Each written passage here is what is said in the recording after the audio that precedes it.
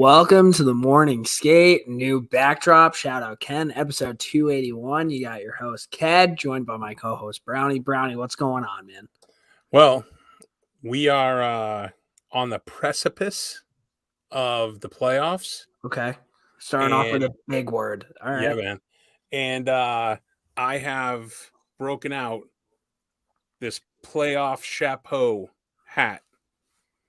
This is the hat I'm going to wear until the Bruins lose, if they lose a playoff game.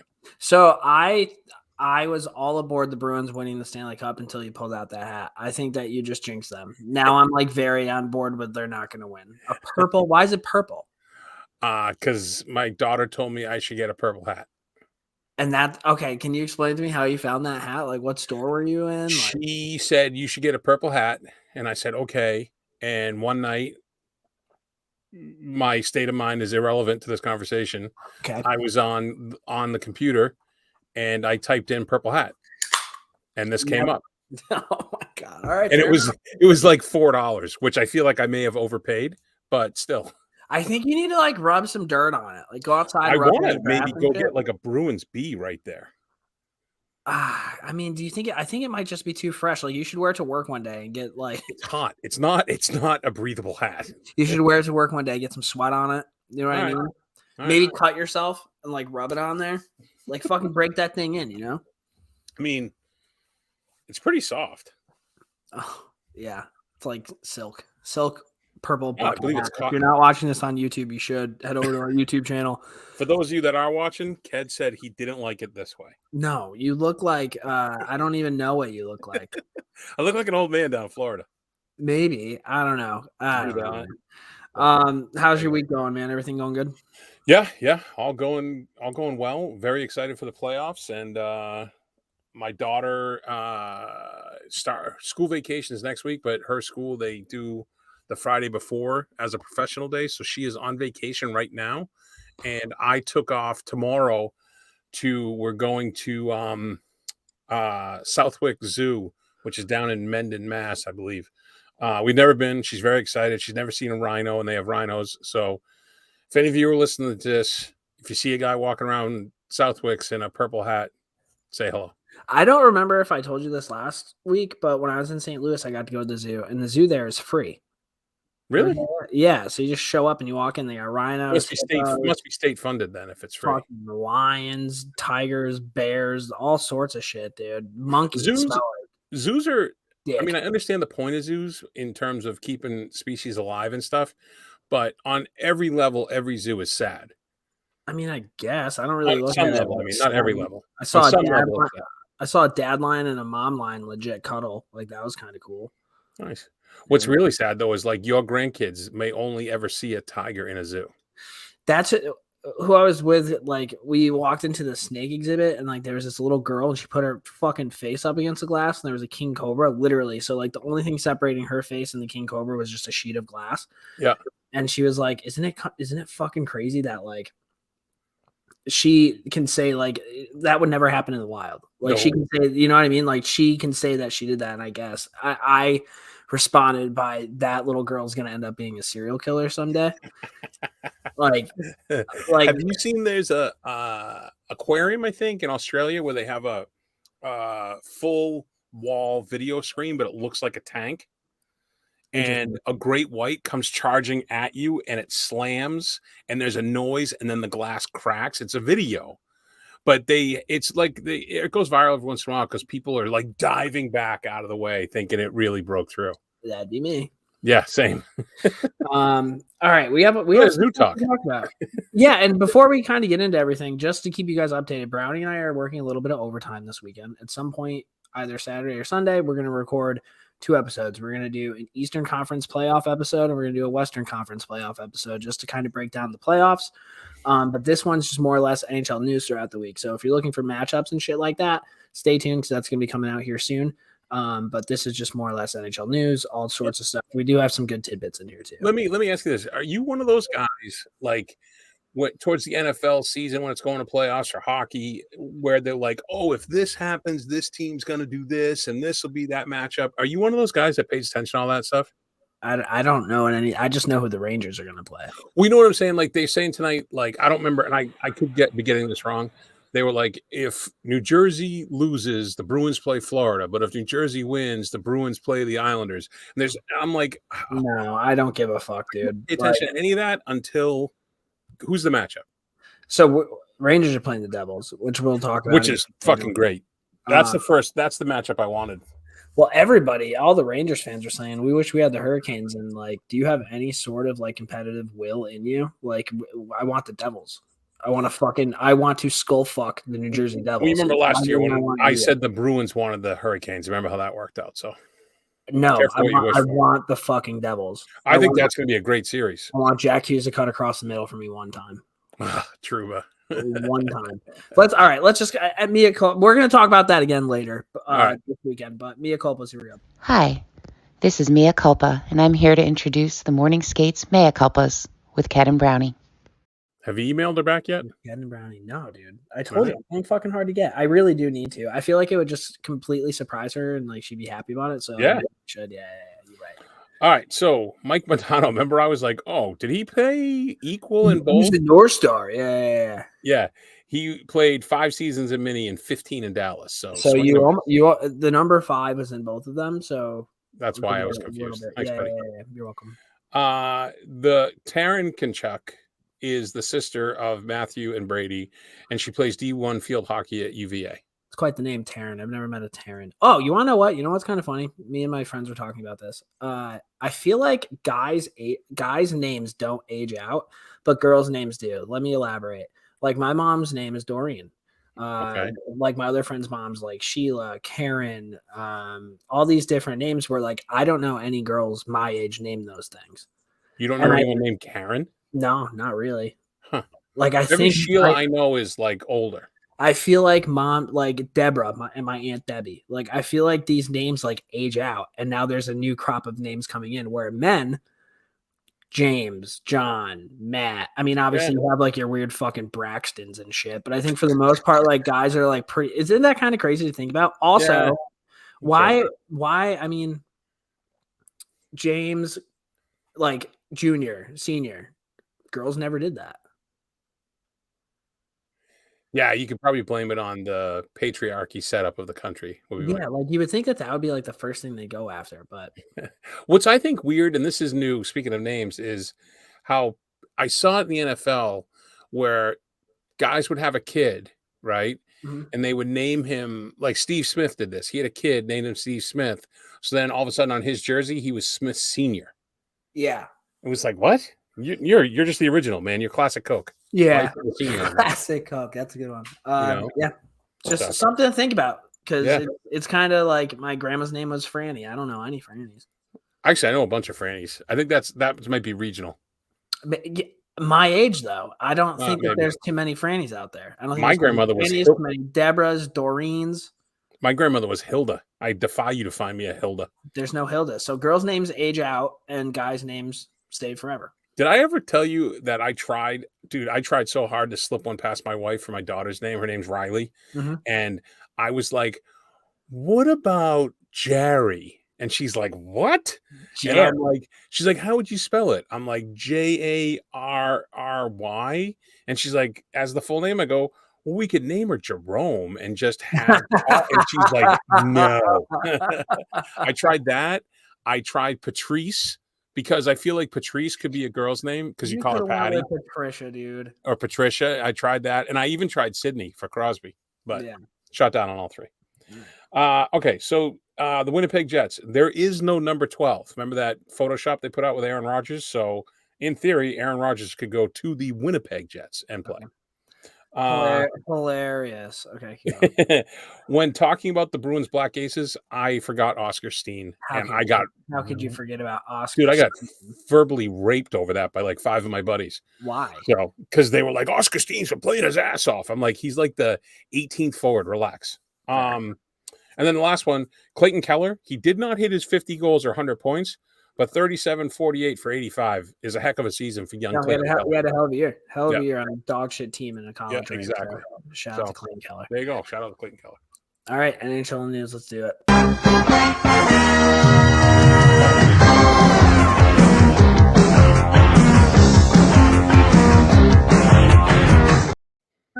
Okay. On Saturday, April 8th, for the first time in NHL history, all 32 teams played. And I'm pretty sure the Friday before there wasn't a single game. There wasn't a single one? I don't think there was. That's pretty funny.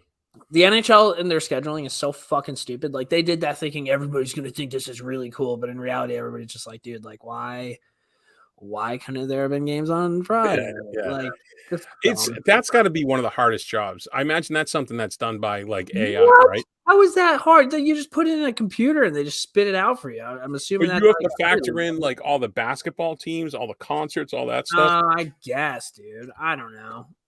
College stuff. It just seems like it would be, well, maybe nowadays with computers, right? But 15, 20 years ago, that might have paper and pen.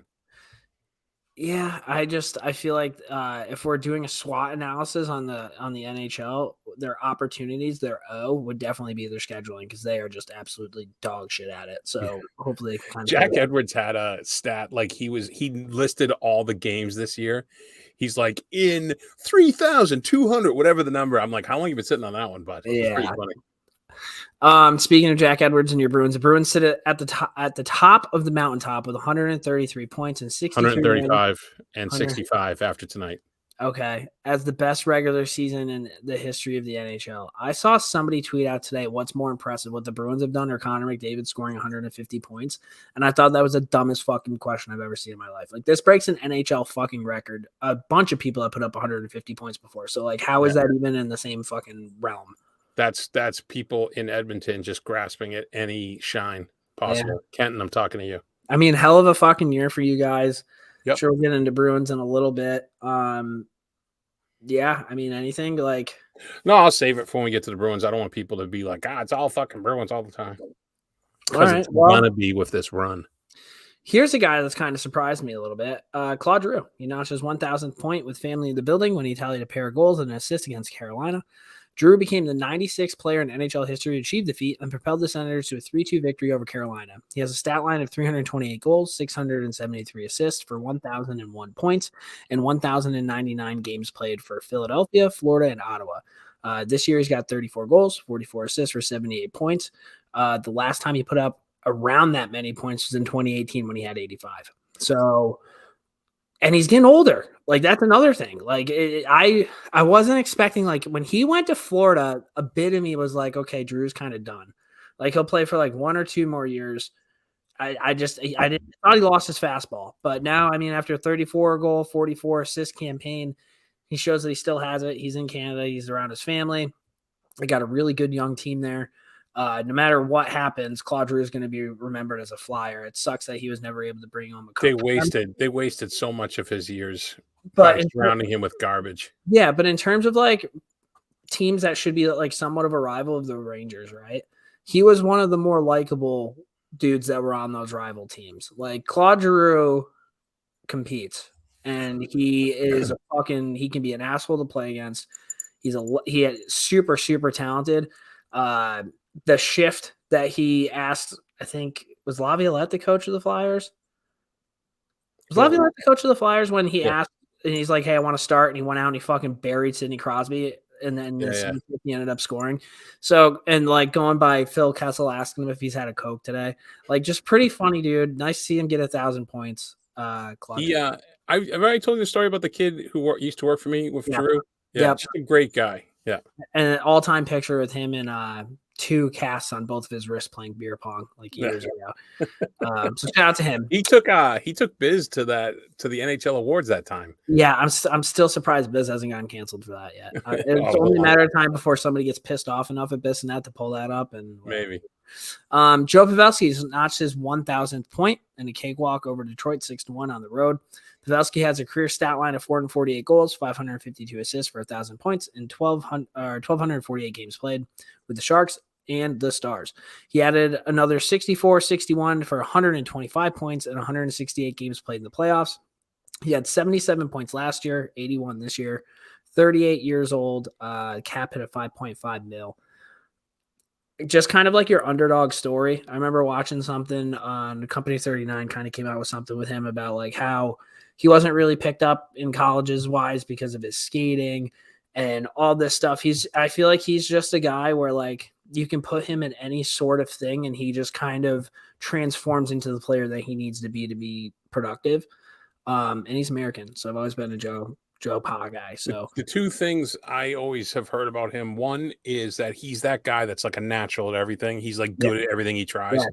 And two, the amount of work he puts in to maintain his level. There's stories about him spending an hour after practice having trainers fire pucks at him so he can practice tipping, stuff like that. Yeah, just an absolute pro. Mark Stahl played in his 1100th game. Lindy Ruff is giving rookie Luke Hughes a taste. Wait, that's it? That's all you got to say about Mark Stahl? He doesn't get anything more than Fair enough. Lindy Ruff gave rookie Luke Hughes a taste of old school coaching as he's been ending practice with Hughes behind one net and having him hit the open net the other side of the rink. Each time he misses, the team must skate the length of the rink and back. Must be trying to get the Hughes softness out of him early. This reminded me of a story. Well, not really a story, but when I played junior college at Hudson Valley, our coach Alvey and Griff and Reynolds, before we got on the ice, before we could get on the ice, they played crossbar game where they would be at center ice and they would just rip pucks at a net, and we couldn't get on the ice until somebody hit a crossbar. Until like one of them hit a cross. So like somebody would shoot. If they got it, the other two had a chance to get it. If they got it, then it reset. Just like kind of weird little games like that. But I had one like this when I was a coach. This is when I coached Coach Carp, but I don't know if he had already graduated because I'm not sure. But anyways, there were these two twins on the team, lacrosse team, good, like super freak athletes, but not elevators didn't go all the way to the top. And they like couldn't get the simplest play. And every time one of them screwed up, we'd make everybody run, right? Be like, all right, down and back. And then we got told we were picking on the kid. So then we had him not run, but the rest of the team ran. Got in trouble for that. Not in trouble. We got like, can't single out anyone. So the third day, the head coach, I was the assistant, the head coach just, as soon as he screwed it up, the head coach dropped his stick and he goes, pick up the balls. We're done. And everybody was like, what? He's like, yeah, if you guys can't do this, we're not having practice and I'll let you guys police it yourself. And he's like, come on, Brownie, let's go. And we walked. And they figured it out and we never had a problem again. So Hardo. yeah. He was. He's a good coach though.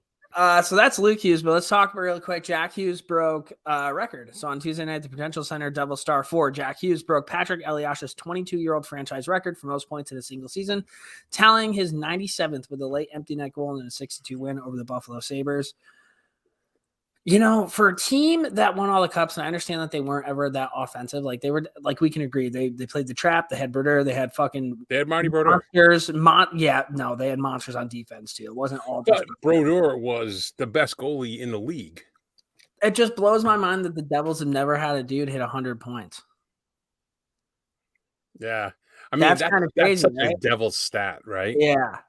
Yeah. I mean, I know that you don't like him because of his softness, but I'm hoping this kid ends up developing. I mean, it's going to suck as a Rangers fan, but I'm just talking.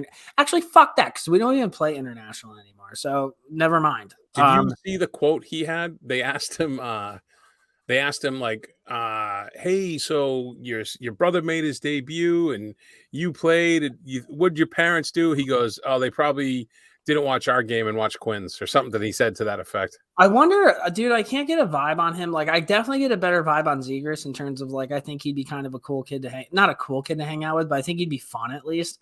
I don't know how Hughes would be I think they're both kind of cut from that same kind of like prep. The way he answers, the way he acts like he's such a bother to be interviewed by people. Like, dude, it's part of the gig. Get over it. Yeah.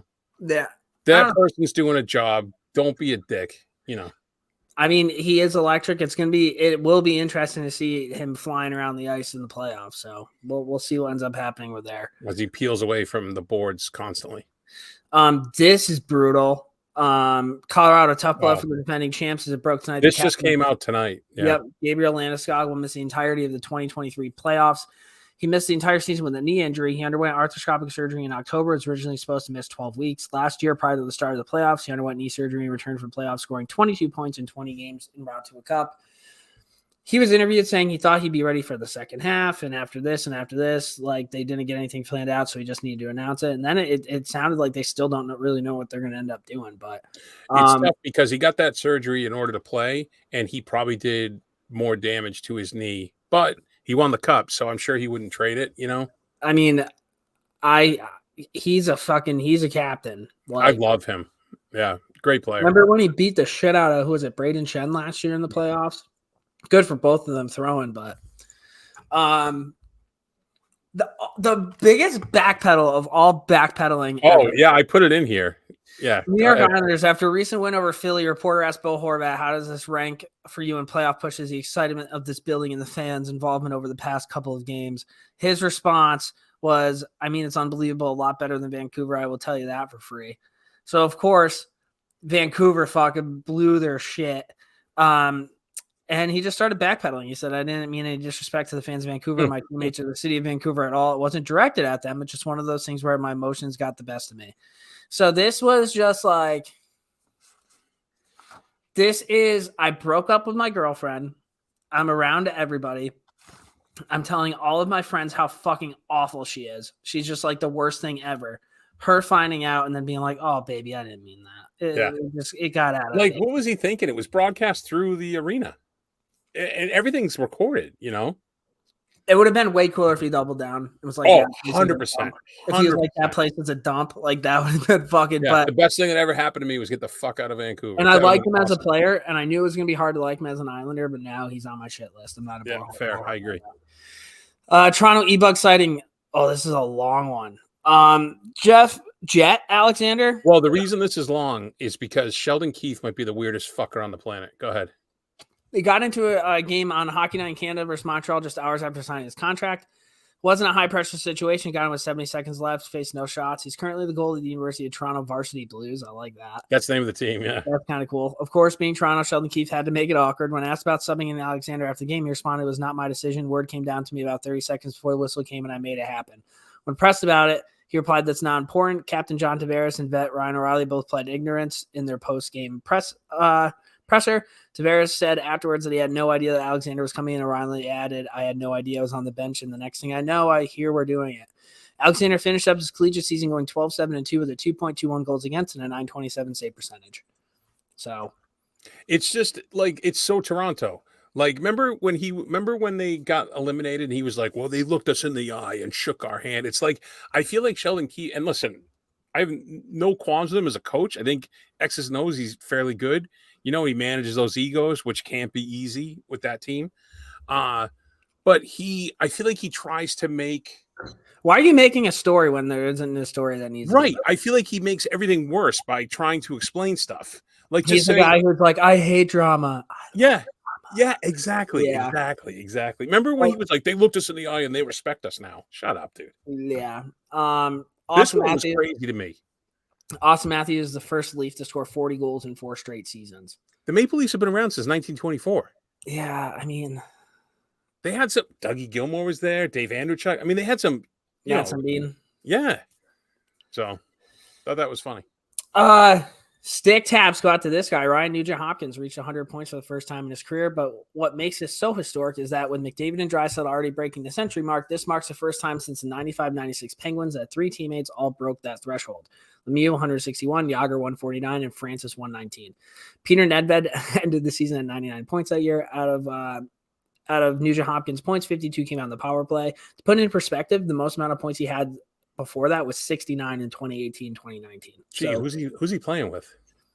Yeah. Well, he's good on for McDavid's wing. Mm-hmm. Yeah. Well, still good for him. 100 points. Well, good for him. Yeah, 100% good for him, but also good on the coach for slotting him where he can be productive. Yeah, no, I agree with that. Because like 3 years ago, everybody was saying he was done. He was going to be kicked out of there. Remember? Everybody was like, oh, he can't do it, McDavid, 64-88 for 152 with a game to play. His 88 assists is the most in a single season since Jumbo had 92 in 2006-2007. That's insane having 92. Yeah, I know it. McDavid becomes the 6th player in NHL history to crack 150 points in a season and the first since Lemieux in 95-96. Pretty crazy. Yeah, this last one was a nice thing. And shout out to Jason Demers. He's on the pod. Edmonton. He was, right? Yep. That was all disco. Yeah, right. They called up Demers to play in a 700th game versus old team, the Sharks. Came into camp on a PTO, didn't make the team, but has suited up for the Bakersfield Condors in the AHL all season with a stat line of 0 goals, 18 assists, 18 points, and 55 games played and 75 PIMs. Good career. Yeah, Nothing to be embarrassed about or anything. You had 700 games in the NHL. Now, I know you don't like the Norse for offensive stats, whatever. Yep. There's only one award. It's going to Erik Karlsson. Yep. He 100 points become the first. I've accepted it and moved on, but this is still pretty fucking crazy. 100 points become the first defenseman since Brian Leach in 91-92. Only 5 defensemen in the history of the league have achieved the 100-point threshold. Orr did it 6 times. Coffey did it 5 times. McInnes, Leach, and Potvin. To me, Erik Karlsson putting up 100 points is more impressive than Connor McDavid putting up 150. Well, considering where their teams are in the standings, I agree with you. Well, that and just as a defenseman to put up 100 fucking points, dude, like what a fucking. I think he's also like a minus 42 or something. I'm giving the guy credit. I'm not taking anything away from his offensive skill. Brownie, Orr, Coffey, McInnes, Leach, Potvin, Karlsson. Hall of Famer? No. What? You think Karlsson's a Hall of Famer? More than fucking PK Subban. I didn't. I'm not stumping for PK. I know, but people were saying that. He's never won anything. Letang's got cups, but in their prime, I would take Karlsson over Letang any day of the week. Oh, I don't know about that one. Any day of the week, and like that's a poll you should put out. People might say this might be Erik Karlsson's prime because he just put up 100 points, but when he fucking willed Ottawa all the way through the playoffs on one ankle and easily their best player, I haven't seen anything like that in a really long. Well, I don't know if I ever have. So, Minnesota, Joel Eriksson Ek is week to week with the lower body injuries and the danger of missing the opening round of the playoffs. That's a huge blow. Ryan Hartman got suspended a game for his hit on Nikolai Ehlers. But that's a meaningless game. I mean, 100%. But then Neil Pionk only got fined for cross-checking Johansson. Did you see that? Mm-mm. Dirty fucking play, dude. Like I got this too for Minnesota before we move on. This just came out like a half hour ago or so. Frederick Giroux signed a 5-year, $10.5 million contract with the Wild yesterday. Sorry. The 29-year-old forward would have been in UFA after the end of the season. Good bottom 6 depth there for 2.5 a year. Yeah. Take it. Buffalo, Tage Thompson became the first Buffalo Sabre to score 45 or more goals in a single season since Mogilny had 76 and LaFontaine had 53 in 92-93. So, hell of a year. Good season for him. I did write a Buffalo Sabres blog, so shout out to me. Pretty good. Overtime. Chicago. Jonathan Toews will play his last game as a Blackhawk tonight versus Philly. He's yet to decide about his future. And speaking with Chicago GM Kyle Davidson, they came to a mutual understanding that he will not be re-signed after his 8-year, $84 million contract expires at the end of the season. In 52 games played, he has a stat line of 14 goals, 16 assists for 30 points, which is by far the lowest of his 15-year career. If this is the end for Toews, his career stat line is 371 goals, 511 points, and 511 assists, 882 points in 1,066 games played, 607 PIMs, and another 45, 74 for 119 and 137 playoff games. Almost a point per game player. 3 cups along with the U17 championship, 2-time World Junior Championship, a gold in the Canada Cup, and a gold and silver in the World Championships to go along with 2 Olympic golds. He's the youngest member of the Triple Gold Club and also has a Selke, a Conn Smythe, and a Mark Messier Leadership Award to go along with the 7 NHL All-Star nods. Holy fuck. We talked about Patrice Bergeron being Mr. Perfect. Look at those fucking You know what's funny is accolades. That I forgot about all his stuff until I was like looking through it, and I was like, holy shit, I forgot about all this stuff. Mm-hmm. I would love to put his accolades up next to Bergeron's and see what they would be like. I'm assuming they're probably pretty similar, right? In terms of like champion. Yeah, I think so. I think Bergeron had a longer career, so it'll be skewed that way and more Selkies. And less cups. So let's make it fair. Yeah, less cups. What was it going to say? And he was a captain his whole life. Bergeron only did that for 1 or 2 years. So wow. Yeah. He actually was a young captain too, which is not easy to do. He was the second line center, right? On the Golden team, the Golden Goal was Crosby. Wasn't he the second line center on that team? I don't know the answer to that. Maybe. I think he was. I think Crosby was the number 1. Toews was the number 2. That team was fucking stacked. The fact that game even went to overtime is insane. Yeah. When Keith Tkachuk talks, his sons listen. The game between Brady's Ottawa and Matthews Florida erupted into chaos. 9 player ejections, 1 coach ejection, 166 combined penalty minutes.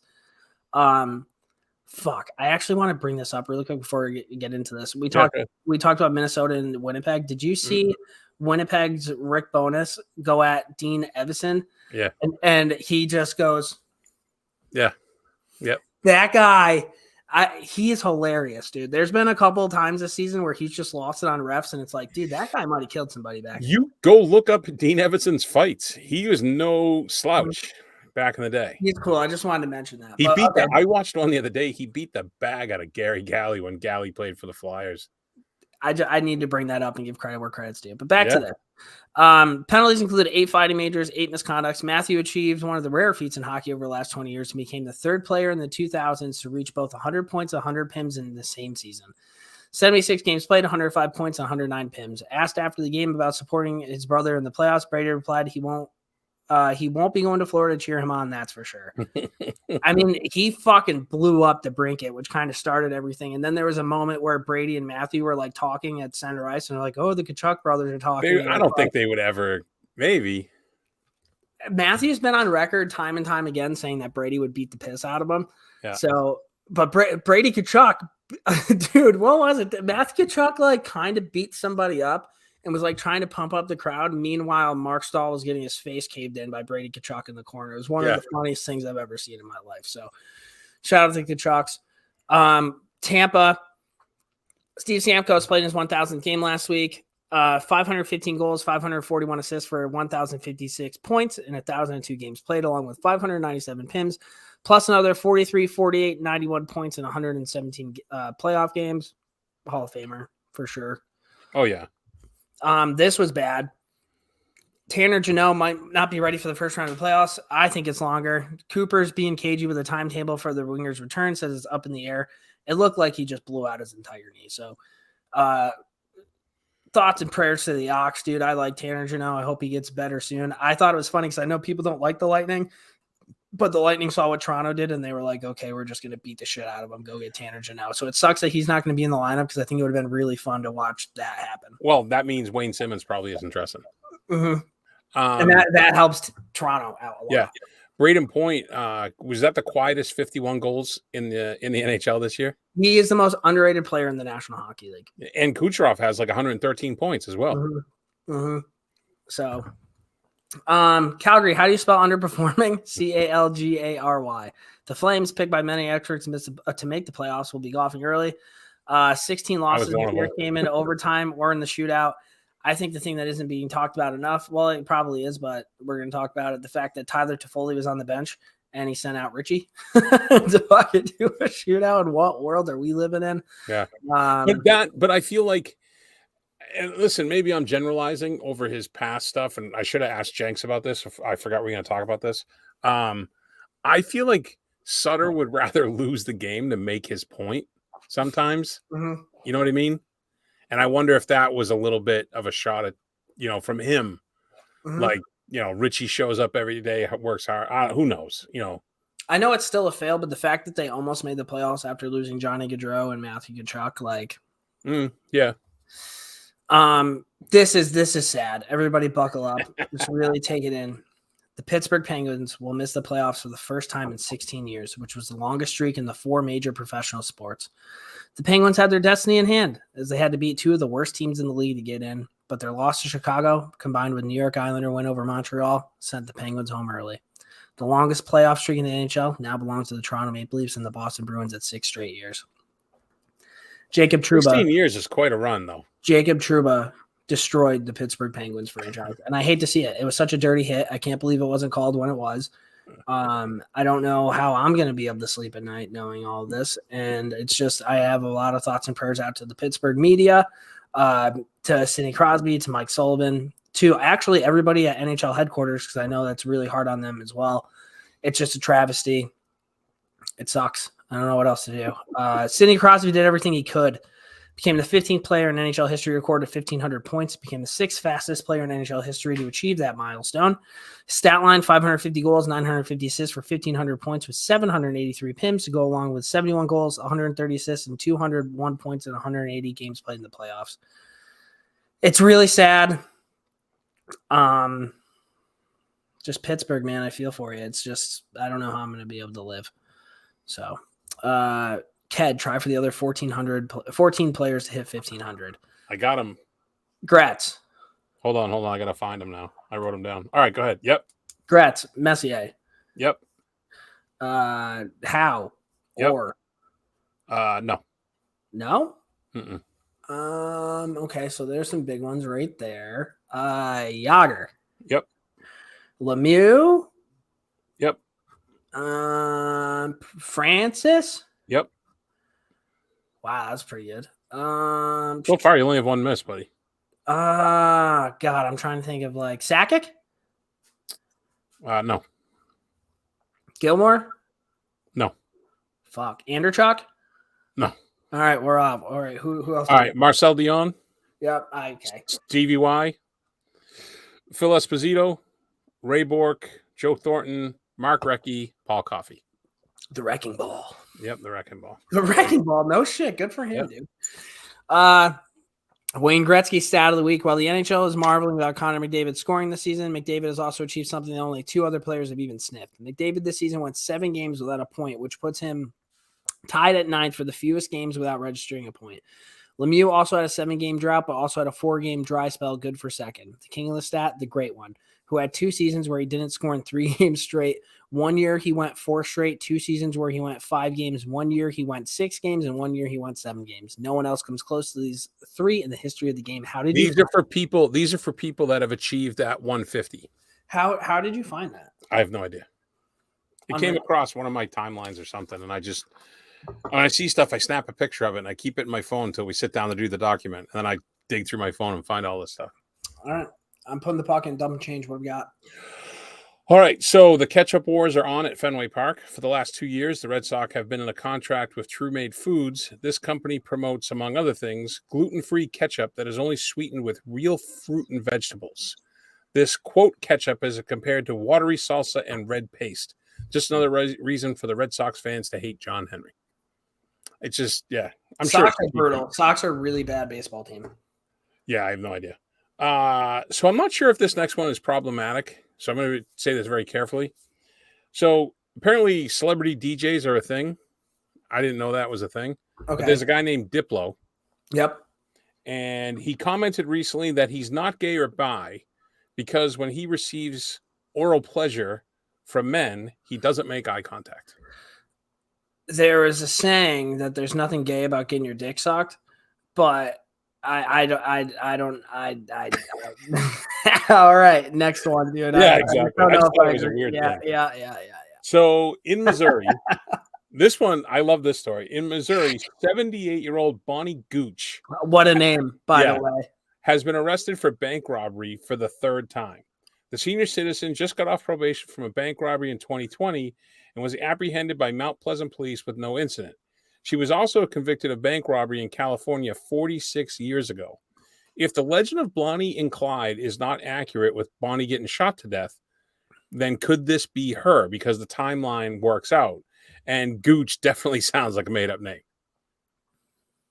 It's an unbelievable name. It's an unbelievable story. I'd love to have a beer with her. She probably smoked cigarettes. I'd smoke a cigarette with her. Oh, she smokes like Pall Malls or something like that. Yep. Yeah. Good for her. Yeah.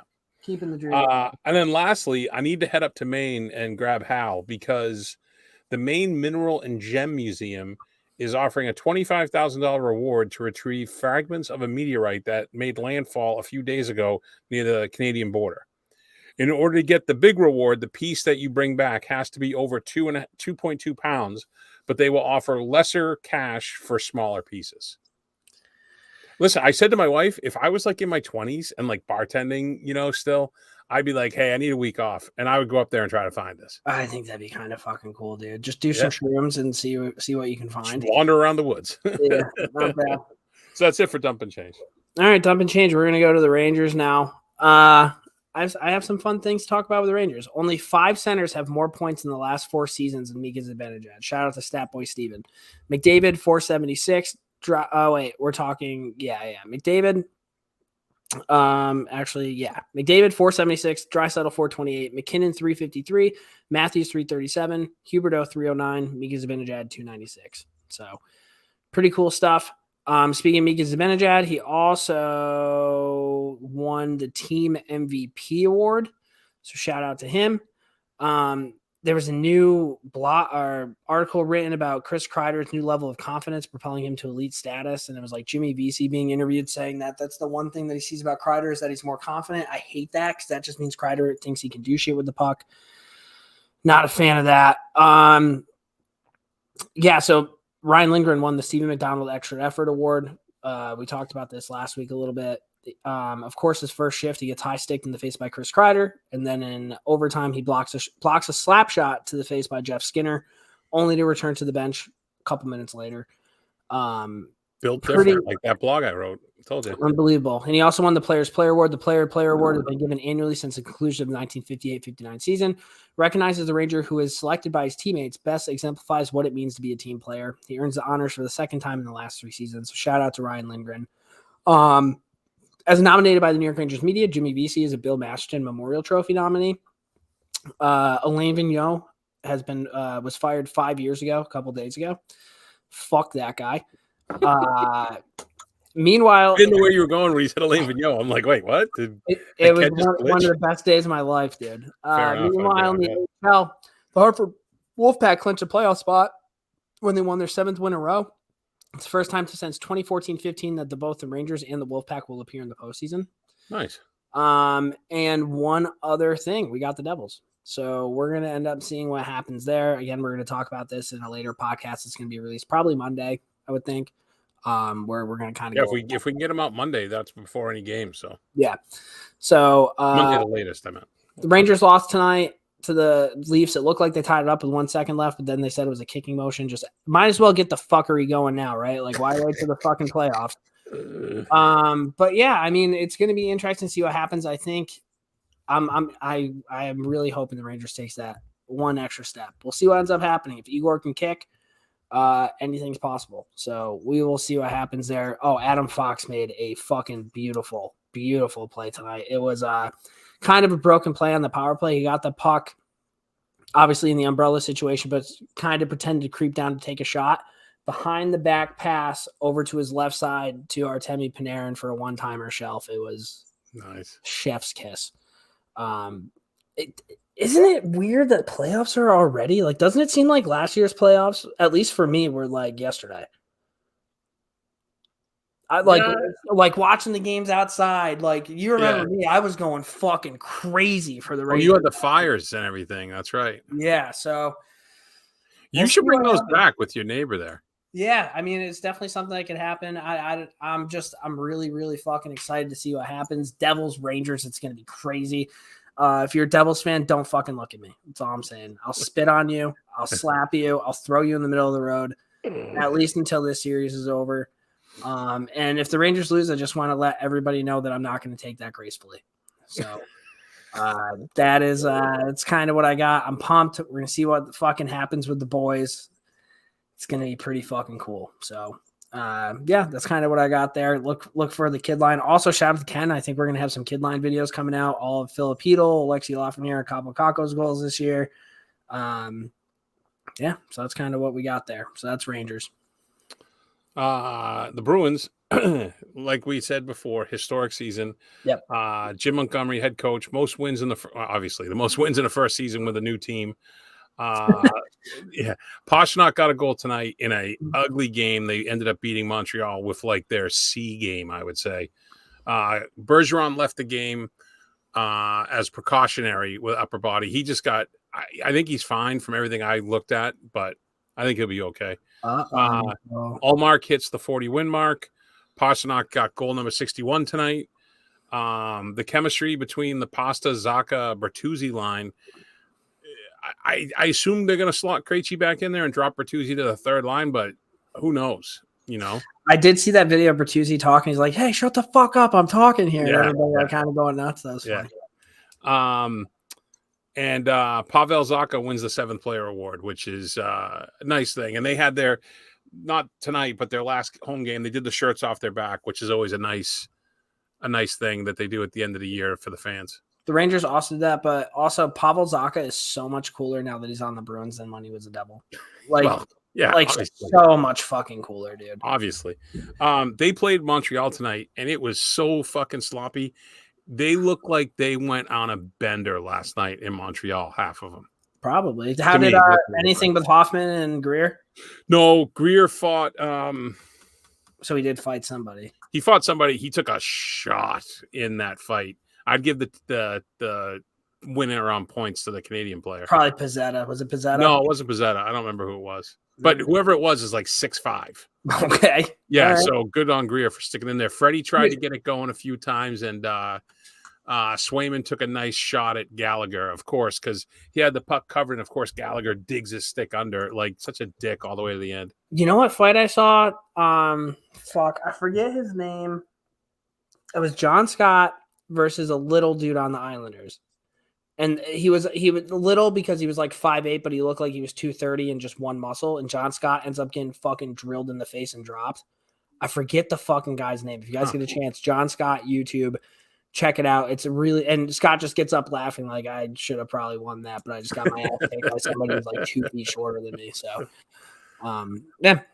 And then the other thing for the women's worlds, Yeah, buddy. Carp and the Northeastern contingent are up there for the weekend. I love it. What's that? I love it.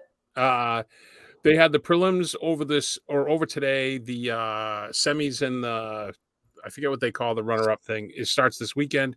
Erin Frankel, friend of the podcast. Yep. She's got a 1.23 GAA and 944 save percentage and four games played. She's got 3 wins and a shootout loss, and the shootout went to 9 rounds. Yeah, I feel like those are pretty good fucking stats. I'm sure we're going to be talking about this in just a little bit. And she would have won it, but she just missed the poke check. Haley Skamura, she's a Northeastern alum. She hasn't been on the podcast, but she's a Northeastern alum. She's got 1-1-2 in 5 games played. Friend of the podcast, Alina Mueller, 3-5 in 4 games played. She's playing Japan right now, I believe, but it's not on TV. And Chloe O'Rourke, unfortunately, France, very, very young team. They got lit up for 4 games. She registered an assist, but she was dynamic out there. Still got a point, dude. Shout out to them. Shout out to our Huskies. Shout out Coach Carp. Yep. And Coach Flint, who's up there too. And I think Coach Berman is there. If she's not, shout out to her anyways. Shout out to all the fucking coaches out there, dude. Beer League Roundup. I didn't play last week because it was Easter. So I have a game this week, I think. I need to check into that, but that's pretty much all I got. You got anything? I played. I don't remember what happened. I haven't played since the last one with the cross check and stuff. That we were supposed to play the other night, but I couldn't make it. So, all right, Dom Morris, heroes and zeros. Hey fans, this is Dominic Moore. I'm just going to take you guys through a little bit of the behind the scenes stuff here. So do you have any heroes? Do I have any heroes? I'd have to think about it. You can do your hero if you got I have 2 heroes, and you have a 0. So you want to go hero, 0, hero? Yeah, I'm going to try to remember a hero, but you go first. All right, so my first one, and I'm only giving this to him because it was a meaningless game. So Lucas Condotta of the Canadiens played tonight. The first shift in his first NHL game, and the first time he touched the puck, scored. That's pretty fucking cool. So stick taps to that kid. Good on him. Number 73 for the Canadiens. So okay. I mean, the Bruins ended up winning, so that was just a cool moment for him. Would you, if you were like a kid, like not a high draft pick, and like you went to camp and they gave you a number, and then you got a couple games in, and then you made the team, would you change your number, or would you just keep the number that the team gave you? It depends on a lot of variables. Depends on the number they gave me. I think I'd keep 73. And it depends on how I'm playing with that number. Like if I feel I had a good games under, like no matter what the coaches say, if I feel like I could have done better, I might ask for a different one. Do you think that you would have that fucking feather on all your sticks? Like you broke a stick. Do you think you'd have like the trainer be like, fucking put it on the stick now? Oh yeah. I might actually, because they usually bring like 4 at a time. I might cut it into 4s and quarter it, you know? My 0 of the week goes to this lady who's probably never had any interactions on Twitter ever, going after Erin Frankel. I don't even know her name. What a fucking donkey of a human being. You look at all the stats that she's put up in Northeastern and the stats that you just gave me right there. That's somebody who clearly has a fucking agenda, I would think. That's like all the people that say that Carey Price isn't good. In what fucking world when all the NHLers are saying he's the best? So well, with women college hockey, it's very much Midwest prejudice. Like they think everything out of the Midwest, like Hockey East, is a joke to them. You only play who you can only play. You know who's a fucking joke? That lady. You're a fucking joke. What's her name? Nicole Haas, I think. Fuck off, Nicole Haas. Aaron Frankel's fucking America's goalie, whether you like it or not. Oh, I was going back and forth with a couple of people tonight about Phillips, Gwyneth Phillips. They're saying that the organization that this lady writes for gave Gwyneth Phillips the 3rd goalie of the year. She had like an 8-7 goals against and like over a 960 save percentage and like 34 wins. And you say, oh, Hockey East is so easy. She set new careers high every round of the NCAAs in terms of saves. Sounds like, what's her name? Molly Gass. What's her name? Molly Gass. Nicole Haas, I think. Same fucking thing. Probably a Penguins fan. Just a miserable fucking human. Take a lap, put away your fucking laptop, and let the women play hockey. That's have a Snickers. Yeah. Oh, I have another 0. I'll do 2 zeros. George fucking Peros. What a fucking bug that guy is. Giving Ryan Hartman a game and Neil Pionk only 5,000. Ryan Hartman was at least trying to control his own ice. Neil Pionk was purposely trying to hurt somebody. So still hasn't called us back either. Fucking the NHL's parking meter made, dude. George Peros. All right. My other hero is Jonathan Toews. So I hope he plays again at the level he was at, because I always liked him as a player. But the shout out to this guy, tonight was his last game. He bought hundreds, was the quote in all caps, hundreds of tickets for area youth hockey teams, boys and girls, to go to the game for his last That's so fucking cool, dude. Yeah. And they showed him like waving his stick and interacting with them during warm-ups and stuff. So good on him. He didn't have to do that. Don't need to do that. No, yep. He did it anyway. All right, guys. Well, we have one last segment. 3 stars. All right, Jim and Mike, thanks very kindly. A nice weekend for you. As always, our 3-star selectors are stars of the hockey scene wherever we go in Rogers Hometown Hockey. All right, Brownie, because we're on the eve of NHL playoffs, we want to know what our 3 favorite eves are. And not necessarily like Christmas Eve, obviously. We were saying like the night before stuff. But Christmas Eve can count. Yeah, for if sure. you wanted to. I have honorable mentions. All right. Hey, speaking of the night before, you ever seen that movie The Night Before? Probably not. Seth Rogen, Joseph Gordon-Levitt, and the guy who played. Oh, I think so. Fucking great movie. But I'm gonna update everybody on my TV watching. I'm now caught up on Succession. Did you get a chance to check it out yet? Haven't watched a single episode. Oh man, you got to get into it. So now that I'm caught up on that, I'm crushing The Wire. Back on The Wire grind. The Wire's great, man. Yeah. So okay. So my honorable mentions.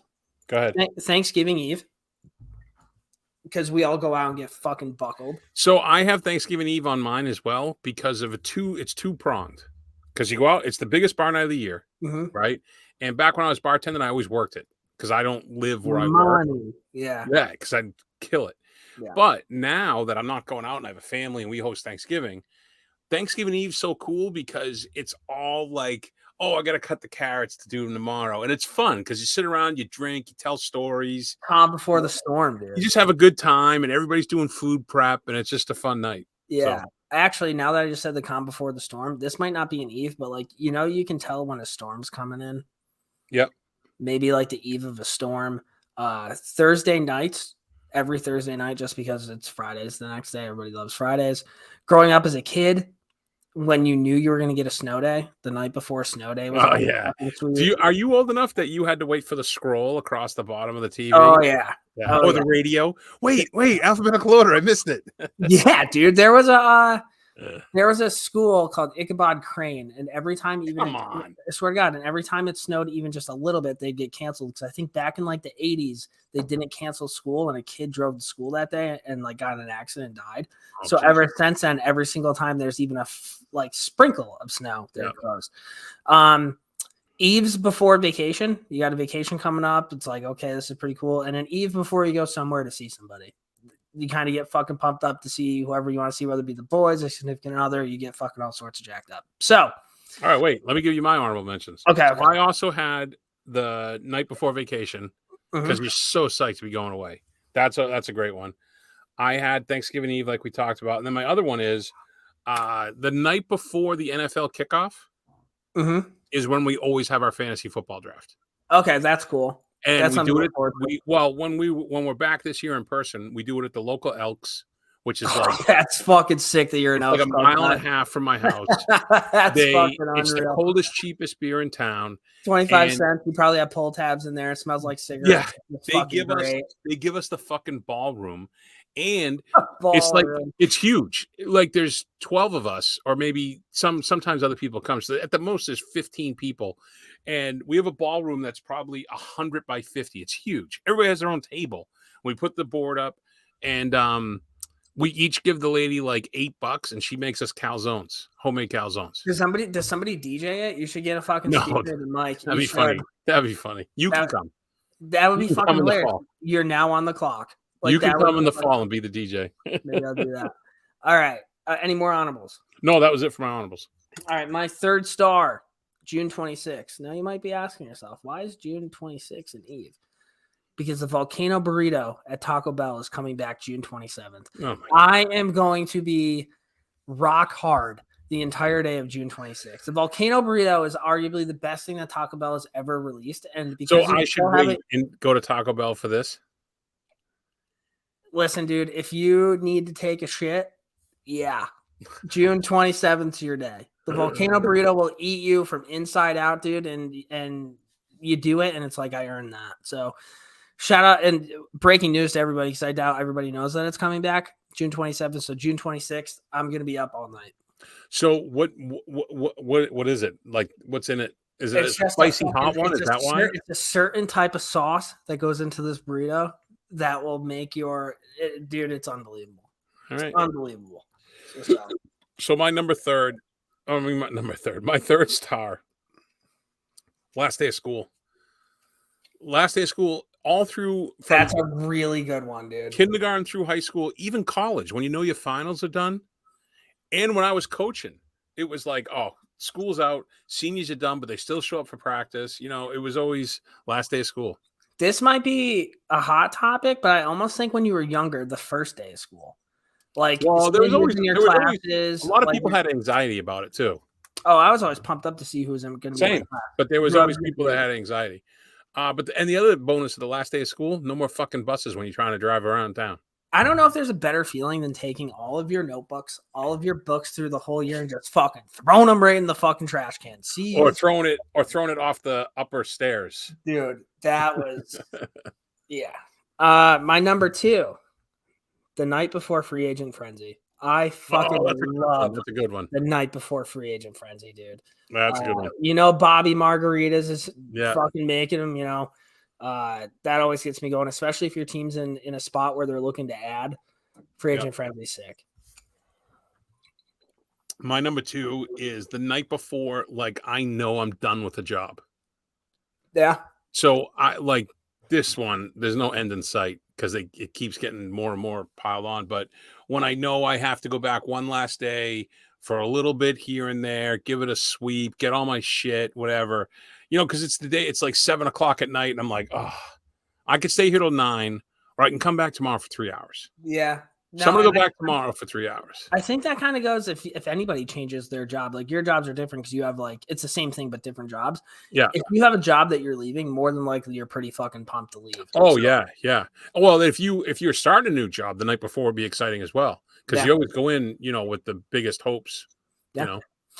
My number 1 is Christmas Eve, dude. I fucking love Christmas Eve. The smells, the cookies, the food, the Christmas tree. It's just everything. Christmas Eve is the best day of the year. So I knew you were going to do Christmas Eve, so I didn't do it. I'm going to go when I was growing up, the night before Halloween was Cabbage Night is what it was called. And it was mayhem. And I love Cabbage Night more than I like Halloween. I'm at the point where I said to my wife this year, I'm like, and my buddy who we go trick-or-treating with, I'm like, are they old enough for Cabbage Night? And the wives are like, no, you fucking idiots. Because they're like 6 and 8, you know. Can we buy Riley a couple cartons of eggs and just let her fucking loose? Yeah, exactly. Let's go. You know, and I mean, it's bad enough that we walk around town with a radio flyer full of beer, but I can't wait for Riley to be like, yeah, let's TP some houses. So I can't wait for the fucking first round of playoffs, dude. Yeah, for sure. Pumped. It's gonna be sick. Good 3 stars, Brownie. That was a good one. Look at it. We're right at an hour. Nice, That's nice what we tight got. podcast ready for the playoffs. Do you have any other things for our listeners? Oh, so we're talking about TV and stuff? Mm-hmm. I just finished this show on Netflix called Beef. Mm-hmm. Dude, awesome. I have to check it out. I have to finish The Wire. I'm only on season 4. So when I'm done with that. This is 10 episodes that are between 30 and 40 minutes each. So Okay. you can buzz right through it. Did you ever watch The Walking Dead? Nah, I watched The Last of Us. That was really good. Well, one of the actors is from The Walking Dead, Glenn, Korean guy, and a stand-up comedian, Ali Wong. The whole thing is based upon road rage, and it just spirals. It's a black comedy. It's so good. Have you ever seen the show You on Netflix? You? Yeah, Why are you? It's about this guy. He's a stalker, and he like stalks. Oh, yeah. I've never seen it, but I know what you're talking about. The second season, there's a guy, you know, Chris D'Elia. He's a comedian. Yeah, he's in it. Yes, he's in it. And how old is this? It's recent. I'm gonna say allegedly, because didn't he just get canceled not that long ago for like a lot of like severely underage girls? So allegedly, allegedly. The character he plays in You is a dude that goes after younger age girls. He's just leaning in. Is that not fucking crazy? Is he just like buying into that role? He's just leaning in, I guess. And I think that came out before. It had to have come out before all of that happened. There's no way that would happen. Is that not fucking nuts? Yeah, that is. Mm-hmm. So sorry to end it on a dark spot, but we got the playoffs coming up, Brownie. Say it. Yeah, I'm just that one got it. That was fucked up. So, anyways, watch Beef.